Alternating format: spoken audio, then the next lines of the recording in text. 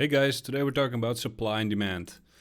Supply and demand. Markets are made up purely of supply and demand. One without the other means there's no market at all. When there is a balance of supply and demand, fair value is created, or we can call it a balance. And we can see it right here, red being demand, blue being supply. If those two meet, it's a balance, fair value. If there's demand that stays but supply is removed for whatever reason, we have no choice but to go up. Buyers are now happy to pay a premium for whatever reason they believe in a more scarce product. For example, a farm produced less corn due to a dry season, less corn in supply, but profits need to stay the same. Price is raised to the buyer who has to buy it regardless. Supply was cut, price was raised. Simply over here. If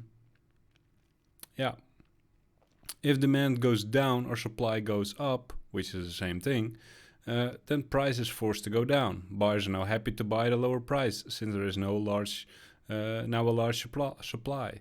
And sellers are happy to sell for less since there is a large supply to keep going from. Supply was raised, price was cut. Very nicely seen over here. Price, demand, supply and demand. Real world examples. There are a few very cool real world examples of this situation. An experienced trader can look at any chart and be able to see what basically happened with supply and demand at any given point. Emotions are used and abused in conjunction with supply to create and reduce demand by large players. And the Wall Street cheat sheet, if you've been in Bitcoin for quite a while, Bitcoin has these extremely greedy periods and extremely depressing periods. Let's call it like that. If you've watched the chart, zoom out, you can see this chart a few times popping up. 2017 was one of those, 2013 was one of those, and right now, I think, cannot say anything. But, of course, you've seen it a couple of times. Example 1, Bitcoin. Bitcoin is one of the most famous recent examples of this. With their stock-to-flow model, every 4 years half the supply is cut, costing the miners double or more to mine each Bitcoin compounded.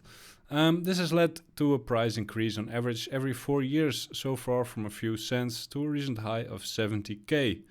You can say whatever you want, but there is a certain truth in it. The predictions of Plan B, they can be questionable, but up until here, it's a fair thing, Example 2, 2008 housing bubble. There are times when demand and supply don't run linear. Usually when demand gets greedy and are buying irrationally to try to profit. The housing bubble was responding to this sudden demand that wasn't real by building more houses and giving more mortgages than what was realistic. When demand dropped, there was supply of houses that couldn't be met from the supply. So prices went through the floor.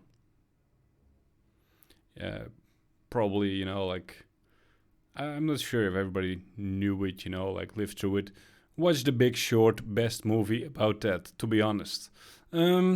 Example 3, the Dutch Tulip bubble. I'm Dutch, if you couldn't hear, but one of the older, more extreme examples of this is the Dutch Tulip bubble.